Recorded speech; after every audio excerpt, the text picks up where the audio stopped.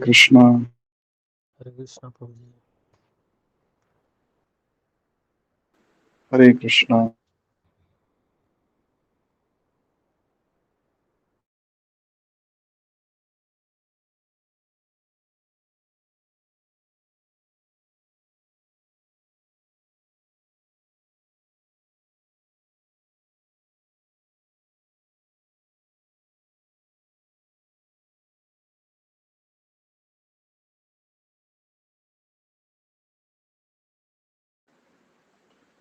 Hare Krishna. Welcome all of you for today's Srimad Bhagavatam session. Let us begin with prayers.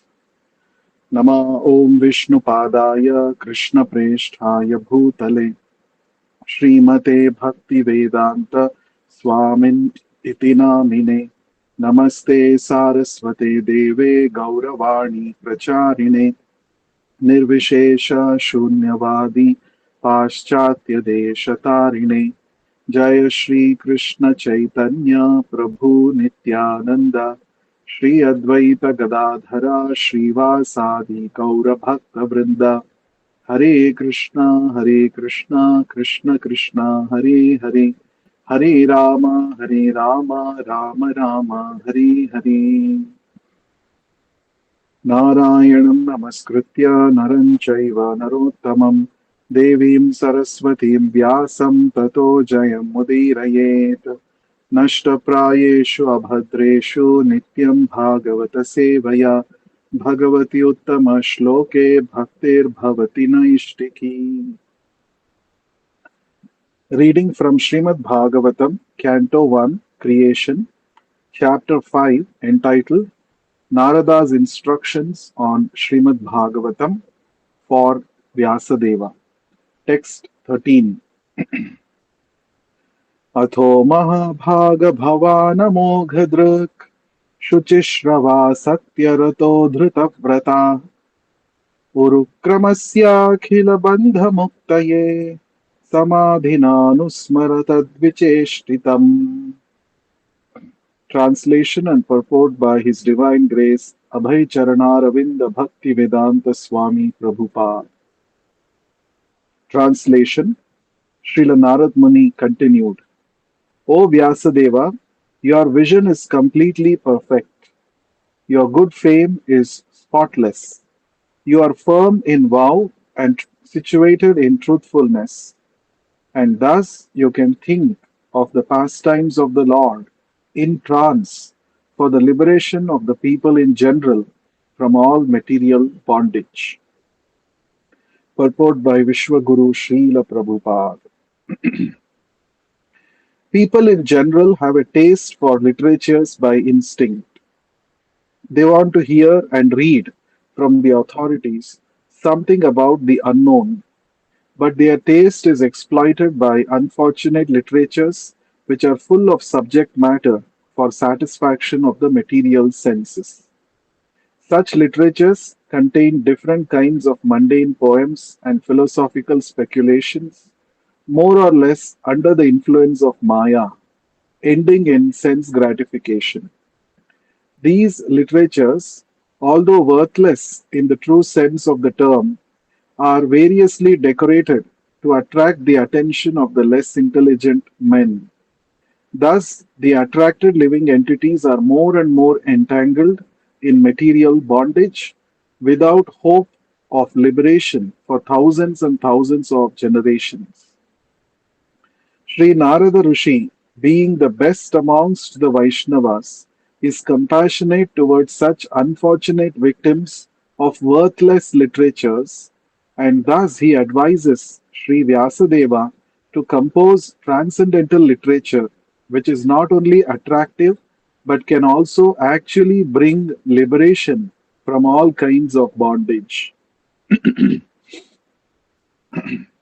Srila Vyasadeva or his representatives are qualified because they are rightly trained to see things in true perspective.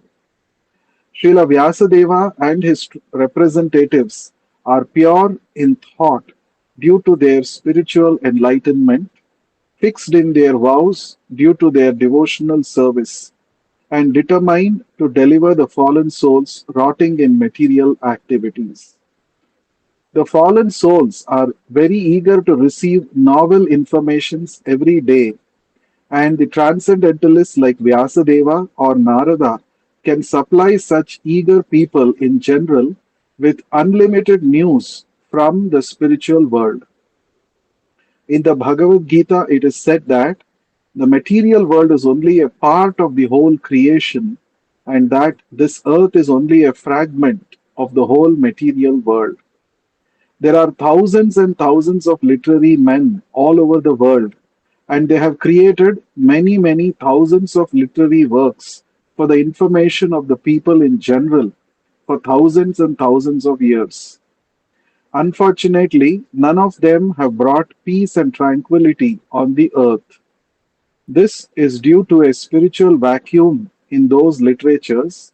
Therefore, the Vedic literatures, especially the Bhagavad Gita and the Srimad Bhagavatam, are specifically recommended to suffering humanity to bring about the desired effect of liberation from the pangs of material civilization, which is eating the vital part of human energy. The Bhagavad Gita is the spoken message of the Lord Himself, recorded by Vyasadeva, and the Srimad Bhagavatam is the transcendental narration of the activities of the same Lord Krishna, which alone can satisfy the hankering desires of the living being for eternal peace and liberation from miseries.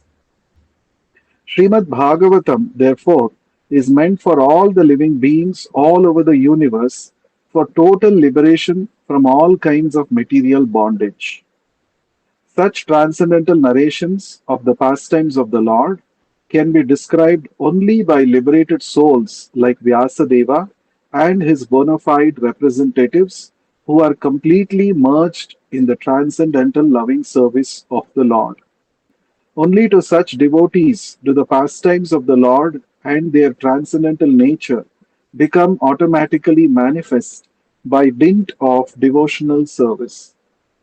No one else can either know or describe the acts of the Lord, even if they speculate on the subject for many, many years.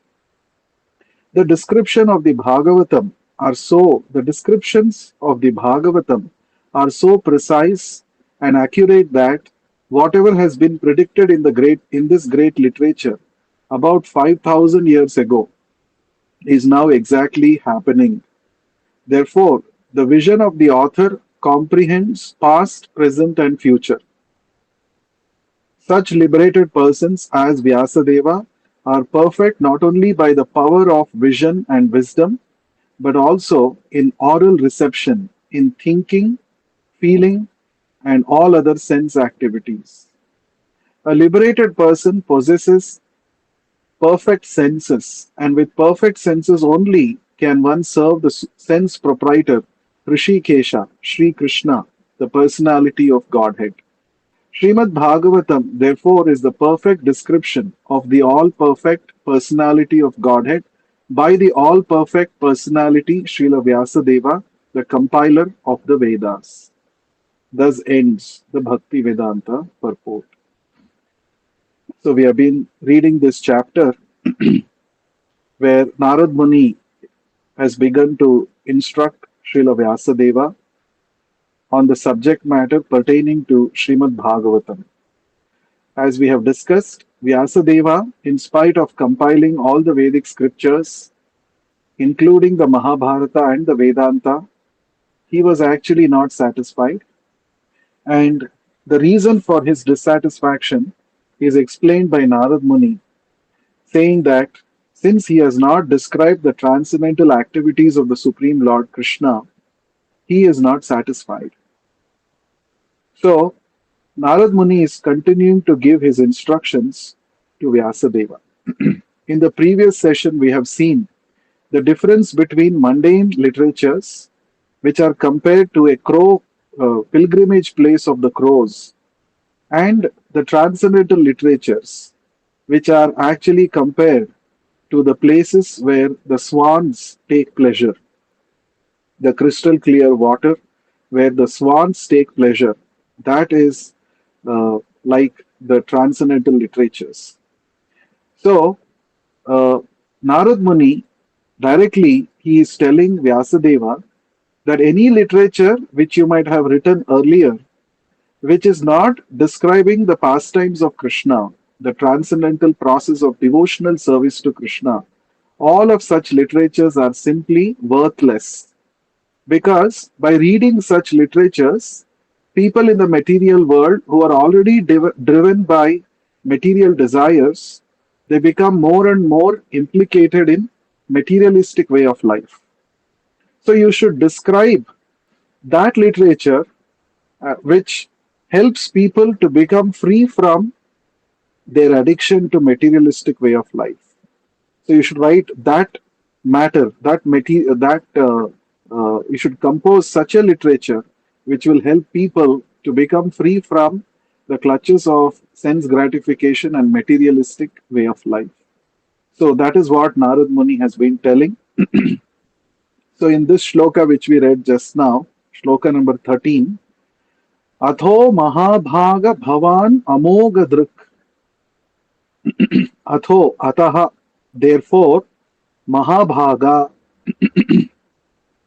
highly fortunate. Oh Vyasadeva, you are Mahabhaga. Why you are Mahabhaga? Previously also we have heard this, Narad Muni addressing Vyasadeva as Mahabhaga, because you are the son of the great Parashara Muni, who has given the Vishnu Purana, which describes about Lord, the Supreme Lord. So you are not an ordinary person. You are Mahabhaga. You are very fortunate. You are born as the son of the great devotee Parashara Muni. Bhavan, yourself. Amogha Drik. Drik means vision. Amogha means perfect. So you are not only Mahabhaga, but you are Amogha Drik. You are a perfect seer. You can see things as they are correctly, properly. Your vision is infallible. That means you nothing escapes your vision. You can properly see things as they are. That is the meaning of Amogadrik. So that is because he is an empowered incarnation of the Supreme Lord himself.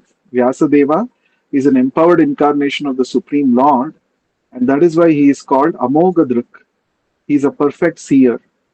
And Shuchishravaha, Shuchishravaha Satyarato Dhrutavrataha. So in this verse, Narad Muni is describing the qualities of Vyasadeva, because of which he is perfectly fit to write this transcendental literature called Srimad Bhagavatam.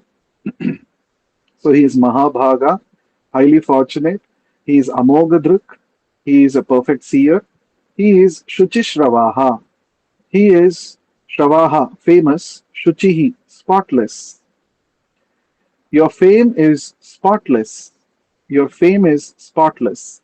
Many people, we might have seen many celebrities in this world. Celebrities becoming famous is not a big thing. In today's world, any content you post on the social media, whether it is meaningless, whether it is uh, having making no sense, it can just create a sensation in the entire media. Social media becomes viral. Overnight, people become celebrities. They become very powerful, very, very famous. So, becoming famous is not so easy. I mean, not so difficult in this current age, in this material world. But being spotlessly famous, that is not so easy, because we see many celebrities themselves, involved in scams, scandals, and they indulge in so many activities which will take away all their good name and fame that they have earned over a period of time. So becoming famous is easy, but being spotlessly famous, that is not easy. But Vyasadeva is Shuchishravaha. He is spotlessly famous. No one can point out at him that, oh, Vyasadeva, Yeah, I know him. He has written so many Vedic scriptures, but his character is questionable. Nobody can say such a thing about Vyasadeva because his character is unquestionable. Now, that is a very important quality for a Krishna conscious devotee, especially a preacher. A devotee who is preaching the message of Krishna consciousness should be very, very careful to follow the rules and regulations given in the scriptures and not to indulge in any kind of material sense gratification. Because the moment uh, someone talks about a preacher or a leader in a derogatory manner, then that person loses all moral rights to even preach or to give lessons to others. Therefore, it is very, very important. Chaitanya Mahaprabhu said, Dharma sthapana hetu sadhura vyavahara. A sadhu, how should he behave? Dharma sthapana hetu. His every act should be for the purpose of establishing dharma. None of his activities should be against dharma. Then he is called a sadhu. Then people will come and listen to him, the Krishna conscious message. So, therefore, integrity and character are so important for a devotee, especially a devotee who is trying to preach Krishna consciousness. Another place in Chaitanya Charitamrita, Mahaprabhu says, suppose if there is a nice cloth, white cloth, and it is bright white, nobody will come and praise that white cloth or dhoti. Oh, it is so white, it is so brightly shining. Nobody will come and uh, glorify. But the moment there is in one corner of that white bright dhoti, if there is a black spot, masi bindu. Masi means you know some black ink. So masi bindu. Bindu means one small dot, one spot. If it is there, then the whole world will come pointing fingers. Oh, what is this? It's such a nice dhoti, but see, this is one black spot is there. Everybody will talk about the black spot. That's a nature in this material world, isn't it? In the social media also, negative news makes more noise. It becomes quickly, easily viral than positive news.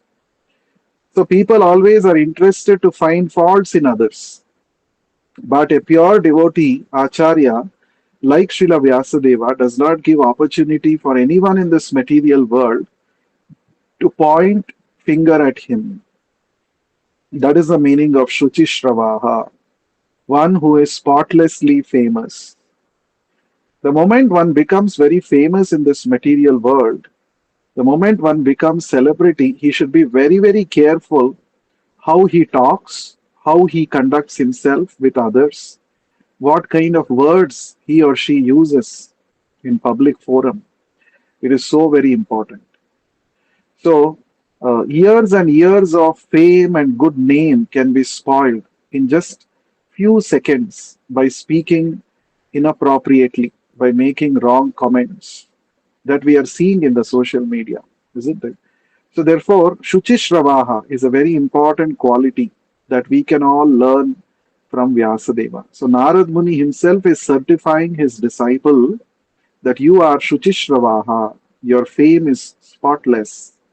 Satya Rataha, you are having taken the vow of truthfulness. You have taken the vow of truthfulness. You are Satya Vrataha. Hmm? Satya Vrataha also means having a firm determination to serve the supreme absolute truth, the personality of Godhead Krishna. Satya Vrataha. Satya Rataha. This is Satya Rataha means always engaged in truthfulness, never speaking untruth. That is Satya Rataha. And then Dhruta Vrataha. Dhruta Vrataha. Fixed in spiritual qualities.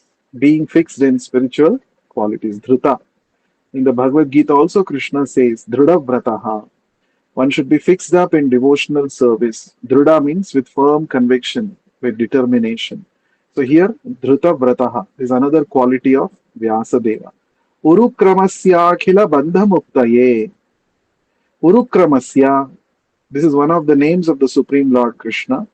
Urukrama means one who performs supernatural activities. Urukrama. So, especially the Lord got this name after the Vamana Avatara. The Lord performed this special leela of measuring the whole universe with his uh, two steps. Therefore, he is called Urukrama. Krama means steps. Uru means big or huge. One whose steps are huge, that just by his two steps, the Lord covered the entire universe, upper and lower planetary systems. Therefore, he is called Urukrama. So, Urukramasya Akhila Bandha Muktaye. Akhila. Akhila means universal. Bandha Muktaye means for the liberation from. Samadhina by trance. Anusmara, think repeatedly and then describe them. This word Anusmara comes in Bhagavad Gita also, where Krishna tells Arjuna, Mam Anusmara Yudhyacha. Constantly think about me and fight, O Arjuna. So Anusmara, Anu means continuously, without break or again and again, repeatedly. Anu also means repeatedly. So Anusmara means repeatedly thinking and describing them. Tat Vicheshtitam, various pastimes of the Lord. Vicheshtitam means the activities performed by the Lord. So Narad Muni is, in the first two lines, he is actually glorifying Vyasadeva. He's saying, you are Mahabhaga, greatly fortunate. You are Amoghadruk. Your vision is infallible or perfect.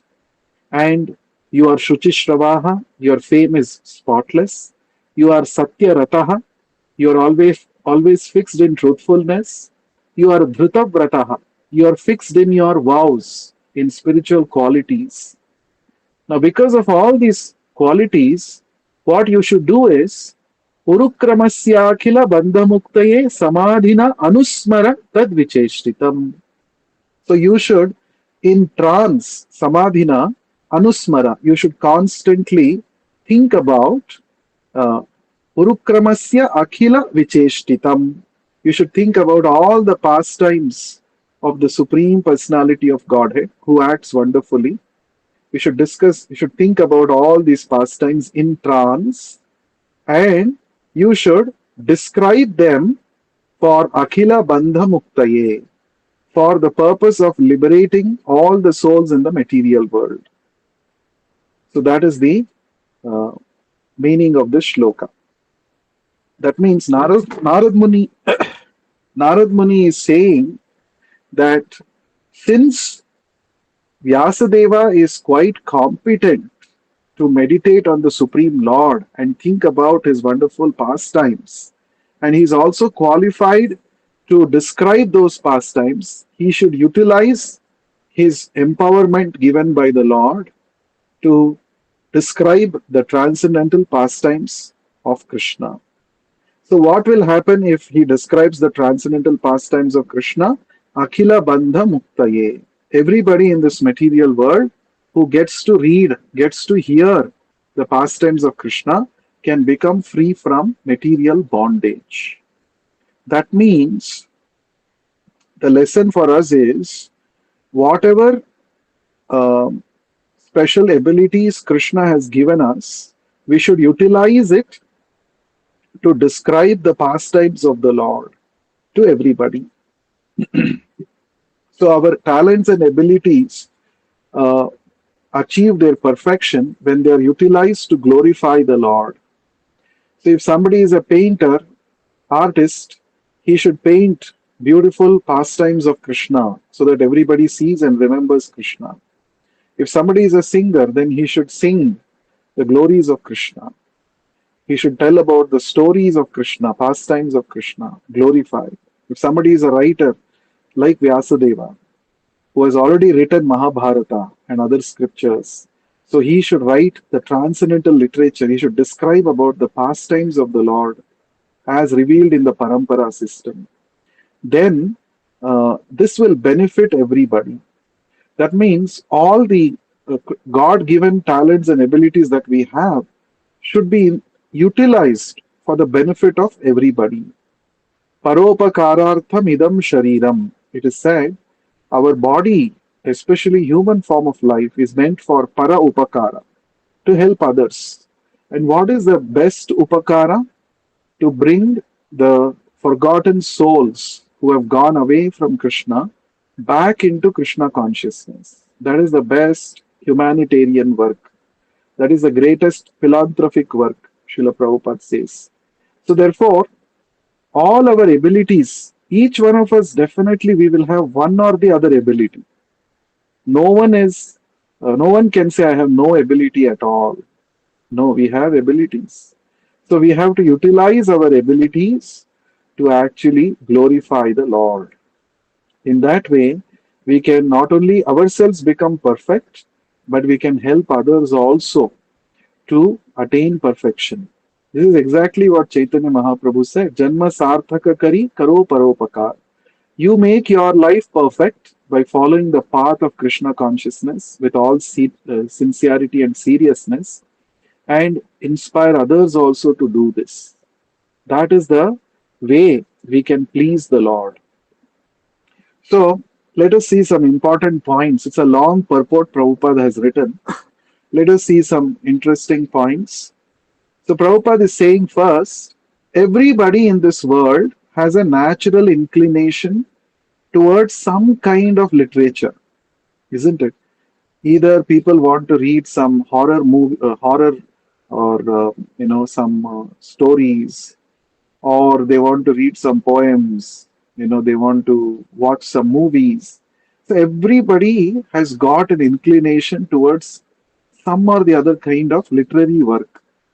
That is very natural for everybody in this world. So Prabhupada is saying all these different mundane literatures, they're all composed under the influence of Maya. And by reading such literatures, people become more and more attracted to sense gratification. So nowadays there are so many blogs and vlogs, blogs where people write about their experiences. And people write, oh, I went to this place, I did this, I did that. I had this experience in my life. I met this people like this. Like this, they keep on writing. And there will be so many people who will keep on reading those and commenting, and they'll say, it is so nice. Next time you do like this, they'll give ideas, isn't it? But all of these, it is all centered around bodily sense enjoyment, how to maximize material pleasure. So all such blogs, they're actually Vayasam Tirtham, as Narad Muni has said previously. They're all places of pilgrimage for the crows. That means they're all garbage bins. Instead of saying garbage bins, in a nice way, Narad Muni is saying Vayasam Tirtham. Vayasam Tirtham. So in Bhagavatam, there are such interesting phrases like this. It appears to be very respectable, but actually, it is a nice way of, telling that what you're doing is wrong. Vayasam Tirtham, place of pilgrimage of a crow. What is it? Garbage bin where there is filth, isn't it? Instead of directly saying it's a garbage bin, Narad Muni is saying. Another phrase is there in the Bhagavatam, in the 10th canto. It is your Grama Simha. It is said. Grama Simha. Now somebody may think, oh, he's glorifying me. Grama Simha. Simha means lion. Grama means village. So what is the village lion? It is nothing but dog. So village lion is dog actually. Instead of directly saying dog, uh, Bhagavatam says materialistic people who are always interested in sense enjoyment, they are like Grama Simha, always looking, just like the dog you might have seen. It raises its tail and it keeps sniffing, it keeps smelling.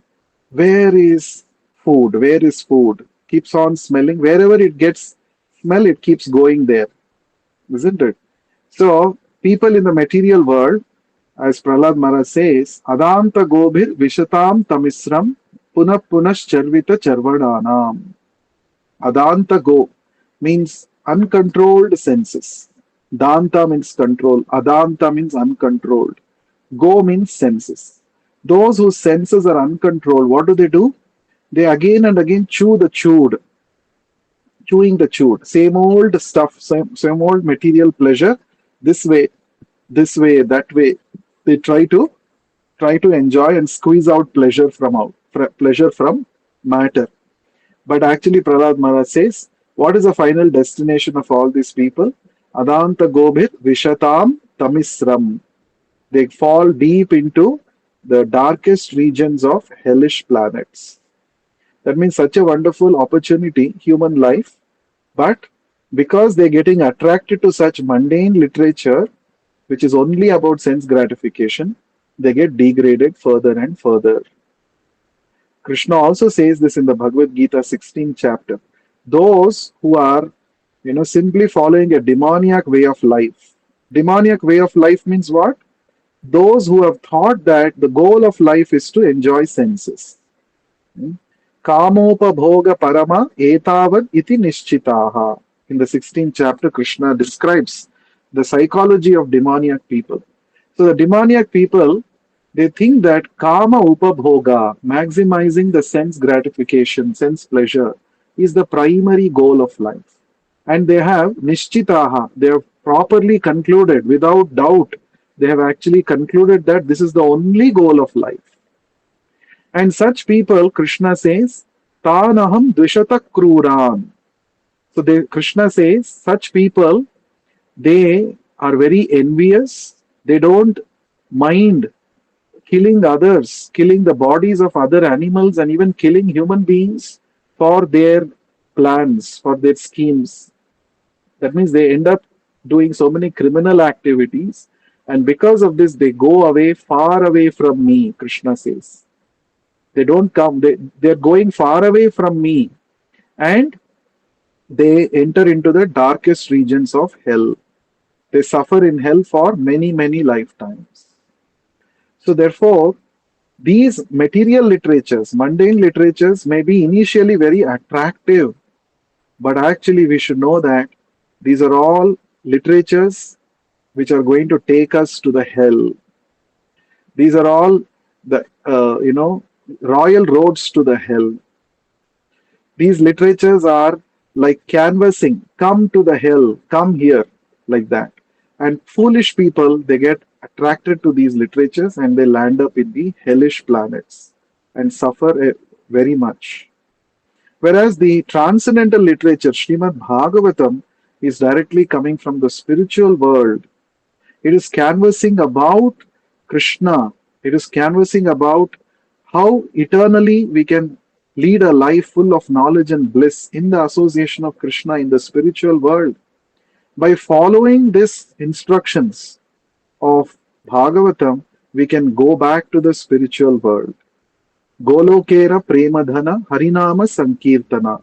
It is said, this Harinam Sankirtana, the chanting of the holy name of the Lord, which is described in the Srimad Bhagavatam, it is actually directly coming from Goloka Vrindavana. It is a process from the Goloka Vrindavana. It's an imported process. Generally, Indians have a very special inclination towards imported items, isn't it? When we say, oh, it is an imported color television, it's an imported monitor, imported laptop, then, oh, it's an imported one. That means it must be very top quality. We think like that. So here, the scriptures are saying, Narottam Das Thakur is saying, Golokera Premadhana Harinama Sankirtana. This Harinama Sankirtana, it is imported from where? From Goloka Vrindavana, from the topmost planet in the spiritual sky, Krishna Loka, Goloka. So by following these instructions which are given in Srimad Bhagavatam, we can go back to Goloka. We can go back to the spiritual world. Right? So two literatures are available. One literature, the materialistic literature, which is describing sense pleasure, they will take you to hell. Another literature which is describing the pure devotional service to Krishna. By following this Bhagavatam, it will take us to the spiritual world. So the choice is ours. So intelligent people will take pleasure in transcendental literature. That is what Narad Muni is saying. So Narad Muni is saying these literatures, that is mundane literatures, although worthless in true sense of the term, are variously decorated to attract the attention of the less intelligent men. Thus, the attracted living entities are more and more entangled in material bondage without hope of liberation for thousands and thousands of generations. Hmm? So, very nice way, lot of such material literatures, mundane literatures are nicely promoted and, they are nicely advertised and they attract the attention of the less intelligent people, right? So, Narad Muni, because he is very compassionate, because he is a Vaishnava, he wants to save such unfortunate victims of this worthless literatures. Therefore, he is advising Vyasadeva to compose Srimad Bhagavatam, right? Which will not only be attractive, but it will also bring liberation from all kinds of bondage. This is also confirmed in the very beginning of the 10th canto of Bhagavatam, where Parikshit Maharaj tells about why he wants to hear the pastimes of Krishna. He says that this transcendental literature Bhagavatam, it is Nivritta Tarshai Rupagiyamana Bhavaushada Shrotra Manobhirama. So by hearing this Krishna Katha, which first of all it is very pleasing to the mind and to the ear. Secondly, it is also going to give me freedom from this bhavaroga, from the disease of material existence, repetition of birth and death. That is why even liberated souls take pleasure in Bhagavatam, Parikshit Maharaj says.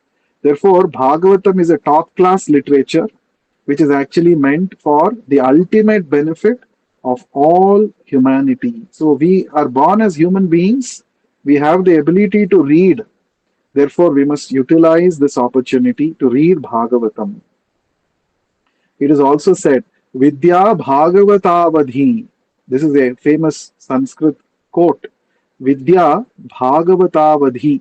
That means in the earlier days, it was considered that unless one has studied up to Bhagavatam, then he is not considered a learned person. Only when one studies Bhagavatam, he is considered a completely learned person. Vidya Bhagavatavadhi. Just like we say today, oh, unless you are a degree holder, you're not respected so much, isn't it? That's how the society is today. Oh, you're not even done a degree, not even done a bachelor's degree. So, like that, in the ancient days, unless one had studied Bhagavatam, one was not truly considered a scholar. So, that's why Bhagavatam is the topmost knowledge, the topmost conclusion of all the Vedic scriptures is present in the Bhagavatam. Another point that Srila Prabhupada mentions here is there is a spiritual vacuum in the material world. Even though there are thousands and thousands of literatures, people are not happy, they're not peaceful and tranquil after reading these things. Why? Because there is spiritual vacuum in those literatures. And that is why Bhagavad Gita and Bhagavatam, they're required. They fill the spiritual vacuum and they can actually help the people to become free from materialistic way of living. So there are two types of katha, Krishna katha, we all know. Krishnasya katha and Krishnena katha. Krishnena katha means the katha spoken by Krishna. Krishnena means by Krishna, and that is Bhagavad Gita. Krishnasya katha means the katha spoken about Krishna, that is Srimad Bhagavatam. Both are called Krishna katha. One is Krishnena, spoken by Krishna, the other one is spoken about Krishna, and every day both are actually transcendental literatures. Both have to be studied every day by every sincere devotee of the Lord who wants to make spiritual advancement. One must definitely study Bhagavad Gita and Srimad Bhagavatam. Prabhupada said Bhagavad Gita is the preliminary study of the science of God consciousness, while Srimad Bhagavatam is the uh, postgraduate study.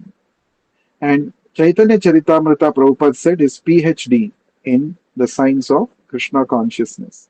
So, first one has to understand Bhagavad Gita thoroughly, then one can understand Bhagavatam, and after that, one can understand Chaitanya Charitamrita.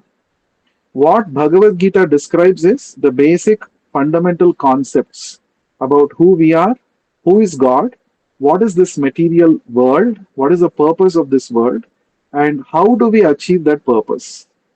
And the Bhagavad Gita concludes by saying that we should surrender to Krishna. Now, the Srimad Bhagavatam begins from the point where Bhagavad Gita ends. Bhagavad Gita says you surrender to Krishna. Bhagavatam describes why we should surrender to Krishna, how to surrender to Krishna, and what happens when you surrender to Krishna. How does Krishna care for his loving devotees who have completely surrendered to him? All these are described in Srimad Bhagavatam with various case studies and historical narrations. And the Bhagavatam ends with Nama Sankirtana. Take pleasure in. This is the last instruction, the 12th canto of the Bhagavatam. At the end, it is there. Nama Sankirtanam Yasya Sarva Papa Pranashanam. So, just by chanting the holy names of the Supreme Lord, one can become free from all kinds of sinful reactions, and one can also go back to the spiritual world. This is the final instruction of Srimad Bhagavatam. Now, Chaitanya Charitamrita begins from there. Chaitanya Charitamrita begins from how Chaitanya Mahaprabhu, the Lord himself, came as his devotee to spread this Nama Sankirtana everywhere. This is the continuity between these three literatures. There's a continuity we should always see. From Bhagavad Gita, Bhagavad Gita is ending with surrender to Krishna. Bhagavatam is beginning with how to surrender to Krishna, how to meditate on Krishna. Bhagavatam is ending with chant the holy names of Krishna, perform Harinam Sankirtana. And Chaitanya Charitamrita is beginning with that point only. Chaitanya Mahaprabhu advented in this material world for the purpose of spreading Harinama Sankirtana. His whole mission is called as Sankirtana movement, and it is based on the Sankirtana movement that Srila Prabhupada founded the Hare Krishna movement or the International Society for Krishna Consciousness. That means ISKCON is actually an embodiment of all these three literatures: Bhagavad Gita, Bhagavatam, and Chaitanya Charitamrita. So, what is there in all these three literatures? It is happening every day in ISKCON, in Srila Prabhupada's ISKCON, right? Uh, Srila Prabhupada has designed the program within ISKCON that all devotees who are part of it, they can experience real bliss simply by serving Krishna, by leading a Krishna-centered life. So, therefore, Prabhupada has practically given a platform where we can realize the knowledge of all these three transcendental literatures. So Prabhupada said our movement is actually meant for saving the humanity. Our movement, our ISKCON, our Krishna conscious temples, they are like oases in the desert, Prabhupada said. The material world is compared to a desert. You are traveling from long distances. We are traveling from one life after another and suffering so much, different kinds of kleshas and miseries. But once you come to the oasis of association of devotees in the temple, we can find solace, we can find peace, we can find true meaning and worth of our life, which is to love Krishna. So, this loving Krishna is the primary purpose of life. To demonstrate this, the Lord Himself came as Chaitanya Mahaprabhu, demonstrated how to love Krishna by chanting the holy names of the Lord. So, Vyasadeva is advised by Narad Muni, please compile this transcendental literature, Bhagavatam, to save the suffering humanity who are getting attracted to the mundane literatures. So that is the point. Last one point that Prabhupada mentions is very interesting. In this sentence, there are three times Prabhupada is using the word perfect. Srimad Bhagavatam, therefore, is the perfect description of the all perfect personality of Godhead by the all perfect personality, Srila Vyasadeva, the compiler of the Vedas. So, what is Bhagavatam? It is a perfect description of the all perfect Krishna. And it is described by whom? The all perfect Vyasadeva. So, it is perfect. Trio, three perfects are there in Bhagavatam. Let us go to the next shloka. Shloka number 14. ततोऽन्यथा किञ्चन यद्विवक्षतः पृथग्दृशस्तत्कृतरूपनामभिः न कर्हिचित् क्वापि च दुःस्थिता मतिर्लभेत वाताहतनौरिवास्पदम्. Translation and purport by Vishwaguru Srila Prabhupada. Translation: Narad Muni said, whatever you desire to describe that is separate in vision from the Lord simply reacts with different forms, names, and results to agitate the mind as the wind agitates a boat which has no resting place. Purport by Srila Prabhupada. Sri Vyasadeva is the editor of all descriptions of the Vedic literatures, and thus he has described transcendental realization in different ways, namely the fruitive activities, speculative knowledge, mystic power, and devotional service. Besides that, in his various Puranas, he has recommended the worship of so many demigods in different forms and names. The result is that people in general are puzzled how to fix their minds in the service of the Lord. They are always disturbed about finding the real path of self realization. Srila Vyasadeva is stressing this particular defect in the Vedic literatures compiled by Vyasadeva. Sorry, Srila Narada Deva is stressing this particular defect in the Vedic literatures compiled by Vyasadeva, and thus he is trying to emphasize describing everything in relation with the Supreme Lord and no one else. In fact, there is nothing existent except the Lord. The Lord is manifested in different expansions. He is the root of the complete tree. He is the stomach of the complete body. Pouring water on the root is the right process to water the tree, as much as feeding the stomach supplies energy to all the parts of the body. Therefore, Srila Vyasadeva should not have compiled any Puranas other than the Bhagavata Purana, because a slight deviation from that may create havoc for self realization. If a slight deviation can create such havoc, then what to speak of deliberate expansion of the ideas separate from the absolute truth, personality of Godhead? The most defective part of worshipping demigods is that it creates a definite conception of pantheism, ending disastrously in many religious sects, detrimental to the progress of the principles of the Bhagavatam, which alone can give the accurate direction for self realization in eternal relation with the personality of Godhead by devotional service in transcendental love. The example of the boat disturbed by whirling wind is suitable in this respect. The diverted mind of the pantheist can never reach the perfection of self realization due to the disturbed condition of the selection of object. Thus ends the Bhakti Vedanta purport. So, very beautiful verse and beautiful purport by Srila Prabhupada. Narad Muni is saying, Tataha, there, from that, tat anyatha kinchana, anyatha apart, kinchana, something, yad vivakshataha, whatsoever you are desiring to describe. Prutak drishaha, separate vision. Tat krita rupanama bihi, reactionary to that. It simply reacts with various forms and names. Na karhichit kwapi, never and any dustitha matihi, oscillating mind, labheta, gains. So Narad Muni is saying, whatever you describe apart from the absolute truth, Krishna, whatever you may desire to describe, that will simply create more and more confusions. It simply reacts with simply giving unnecessarily more and more names and forms, different objects of worship.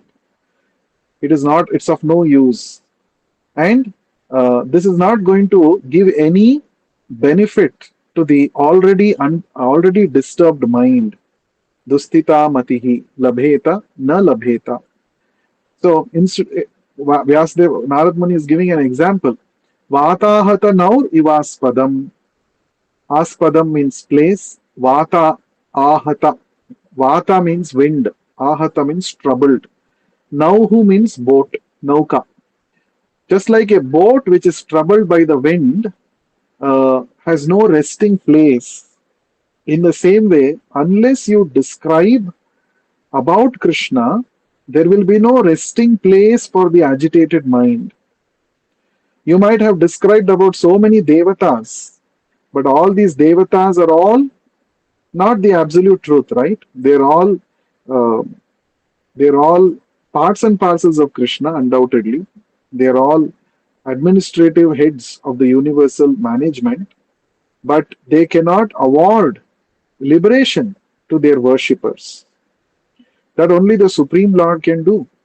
So why don't you describe only the Supreme Lord? So Prabhupada is writing in the purport that Vyasadeva should not have written any other Purana.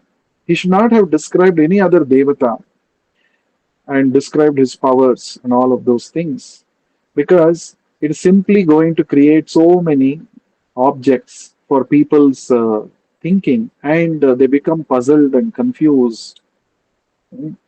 So this is always there, especially in the Indian context. We see the Hindu society. You ask an average Hindu who is supreme, he or she will not be able to give a proper, precise answer. So what they have done is they have divided the whole week into different devatas. On Monday, Shiva is supreme. On Tuesday, Hanumanji is supreme. Like this, each day they have given some god dedicated to some devata. But this is not how it should be. This is actually not the recommendation of the Vedas anyway. This is also again manufactured by some so-called intelligent people. But so the point is, Prabhupada is talking about pantheism. Pantheism means, what is the meaning of pantheism? Theism means belief in God. Pantheism means believing in more than one God, or having an entire uh, set of mm, uh, God. mm, That is pantheism. Set of different personalities. So, is the Vedic scriptures actually leading us to pantheism? That there are many gods, multi gods? No, the right understanding is there is one God only. There is one supreme personality of Godhead, and all others are devatas who are empowered by the Lord, who are order carriers of the Lord. But this is not understood by the common people, isn't it? For common people, whoever has power, he is God, isn't it? One nice example can be given in this connection. How people generally mistake the devatas to be all powerful. There is one nice example. One day, a village woman, she went to a bank for the first time in her life, because especially government is insisting that everybody should open their bank account. So she went to open a bank account in the bank. Now she carefully noticed everyone sitting in the different counters in the bank. So somebody was, operating on a computer. Somebody was signing vouchers, passing authorities. Somebody was entering some balance sheet and calculations. But then she found at the extreme end a very interesting counter, the cash counter. So the cashier, so busy, he is always counting money. There are people standing in line, in queue to collect their cash. Some people also have come to deposit cash. So always the cash counter filled with a lot of people.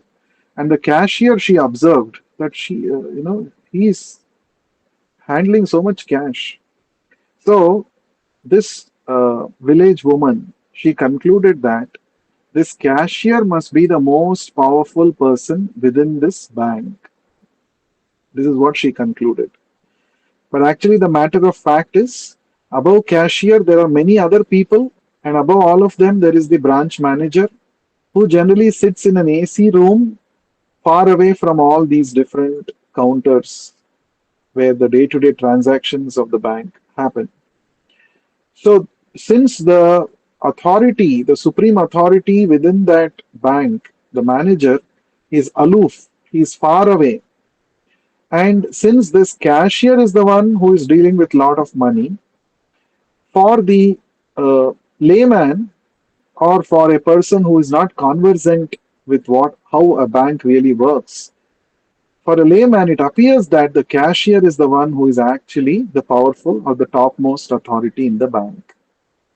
In the same way, when people who are not spiritually conversant, who are not trained by an acharya in spiritual subject matter, when they get to hear the descriptions of the various powers of different devatas, they think that these devatas are all in all. They themselves are independent controllers. They're very powerful.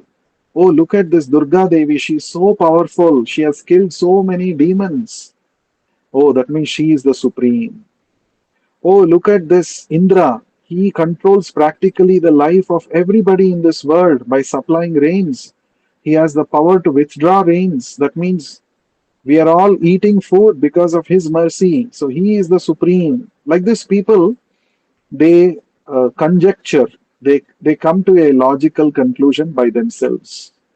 That is why it is said, even if you study the Vedas and Puranas by yourself, you cannot actually come to the right conclusion. Because that's why it is said, Acharyavan Purusho Veda. Only one who is guided by a bona fide spiritual master can understand the real meaning of the Vedas, the Vedic descriptions. Otherwise, it's not possible. So, Prabhupada is saying that all these other Puranas have simply created havoc for self realization in the society because people are confused. So, there are some people who have rejected all gods and say there is no God. There are some people who say everybody is God. Some people say whichever God you want, you can choose. Chalta hai. So, like this, different conclusions people have come to. So, it is very scary to see actually. Now, in one sense, at least in the Western world, they are they are accustomed to the idea that there is one supreme Lord, and when Prabhupada presented Krishna as the supreme Lord with all reason and logic, they accepted it. But in India, it is not like that. In India, if you say Krishna, they will bring so many other dozens of other personalities as a competition for God, isn't it? That's all because of this pantheistic idea. People have not actually understood the real meaning of this pantheistic idea. Uh, so Prabhupada explains this. When you say king, king cannot be alone. King means king, his kingdom, his royal treasury, his elephants, his horses, his servants, his citizens, his ministers, all of these together is called king. In the same way, when we say Krishna is the absolute truth, Krishna is not alone. Krishna, along with the devatas, along with his energies, along with all his parts and parcels, together is called the absolute truth. So, in that way, when we say all these devatas, they are all the different bodily parts of the universal form of Krishna. They're all assisting Krishna, they're all servants of Krishna to manage this universal affairs. They have been given, they have been deputed by Krishna, they have been empowered by Krishna to do all these wonderful things. Without Krishna's empowerment, devatas cannot become powerful. In fact, if you read the Bhagavad Gita, you will see that Krishna says that whoever worships the devatas, how are they getting their benedictions from the devatas? Krishna says, Mayaiva vihitan hitan. Only when I sanction, the devata can actually sanction. Krishna is seated in the heart of all these devatas, and Krishna inspires these devatas from within to bless their devotees in a particular way, and they will bless those devotees. That means it is Krishna who is the supreme sanctioner, sanctioning authority, and all these devatas are simply order carriers of Krishna. So, this is the right understanding. But this has not been presented properly. So, there is so much of khichdi understanding. It's all mixed up, it's all some, not very clear. So, therefore, Prabhupada says it has created havoc. So, when Prabhupada was actually um, instituting his movement, so he wanted to name his movement as his society as ISKCON, International Society for Krishna Consciousness. Somebody came and suggested Prabhupada that if you name it with a more generic name, then maybe more people will come. Instead of Krishna, you're so specific about Krishna consciousness. Why don't you make it International Society for God Consciousness? So Prabhupada immediately said, no, no, we don't. We want to. We are going to teach what Krishna has spoken in his Bhagavad Gita and what is spoken about Krishna in Bhagavatam. So we want to name it specifically as ISKCON, International Society for Krishna Consciousness. And Prabhupada also said God is a vague term. It has no spiritual context or spiritual vibe. But Krishna means the direct name of the Supreme Lord. So Prabhupada said also that, there will be clarity for people. Yes, here what you can expect is, oh, they're going to talk about Krishna. They're going to teach us how to become a devotee of Krishna. There is no hodgepodge understanding.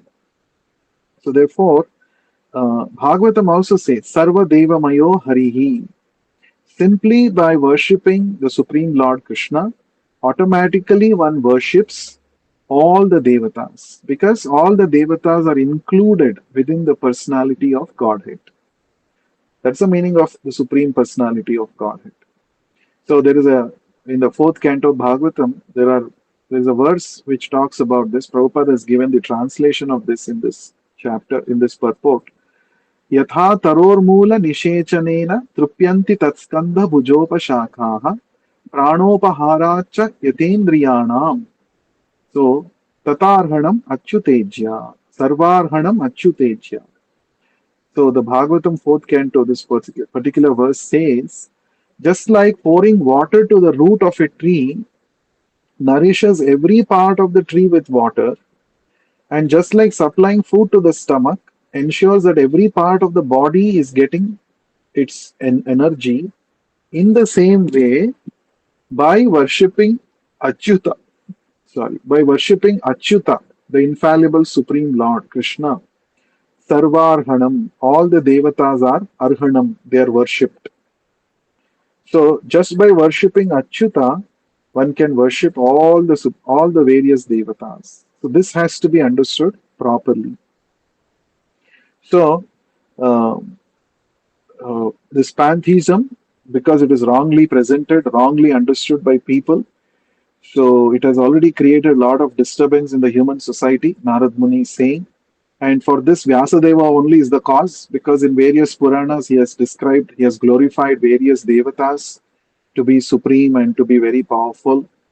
So this has already created disturbance in people. So now you should not do the same mistake again. Now you should rectify that mistake by giving a final authoritative conclusion. So final literary work of Vyasadeva, that is Srimad Bhagavatam. In Srimad Bhagavatam, openly in the very beginning, Bhagavatam is beginning with Om Namo Bhagavate Vasudevaya Janmadyasya Yataha. So Vasudevam Sarvamiti Samahatma Sudurlabha. Krishna had told this in the seventh chapter of the Bhagavad Gita. So the same thing, Vyasadeva is beginning that.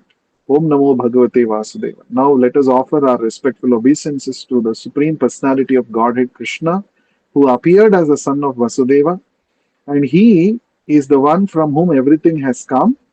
He is the Swarat, supremely independent, and he is Krishnastu Bhagavan Swayam. He is the Supreme Personality of Godhead himself, and only by rendering devotional service unto him one can attain complete satisfaction. So these are all the conclusions that very nicely, based on the instruction of Narad Muni, Vyasadeva has mentioned in the Bhagavatam. One last point, the example of the boat which is disturbed by the whirling wind, which Narad Muni is giving in this, is an example he's giving. So people are compared to the boat. So what happens? Boat may be very big, but when it is struck with a whirling wind, a storm, the boat actually loses control, and it just goes away off track. In the same way, our uh, mind of the pantheist can never reach the perfection of self-realization. Prabhupada is saying.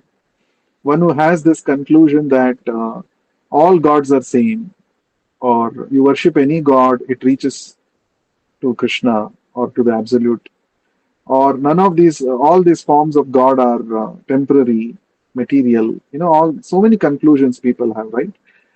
Or some people say, this Shankaracharya's philosophy of Panchopasana. Shankaracharya said five forms, any form you can worship: Vishnu, Shiva, Durga, Surya, and Ganesha. Any of these five you can worship. And this is called Panchopasana. And then he said, in the beginning, you have to meditate on one of these five forms.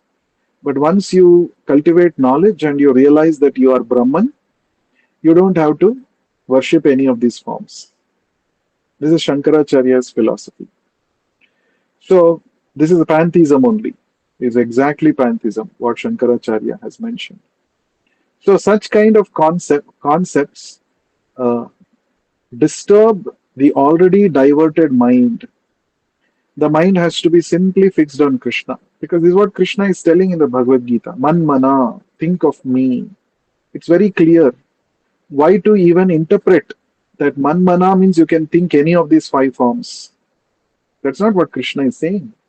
Man mana means you think about me only, fix your mind upon me. Ma manusmara, always think about me. Madhyaji, you worship me. These are all very, very clear. There is no need of any interpretation. These are all very clear instructions of Krishna.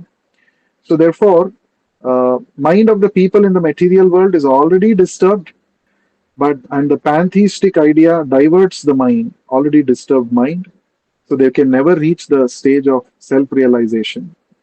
And that is why Narad Muni is telling, now you should describe only Krishna, nothing else, nobody else. With full clarity, you write the Srimad Bhagavatam, where it gives full clarity to the reader, and it helps the reader to develop unalloyed love for Krishna. So that is the purpose of Srimad Bhagavatam. So we will continue to read and hear more in the next session. Anyone has any points to make or any questions?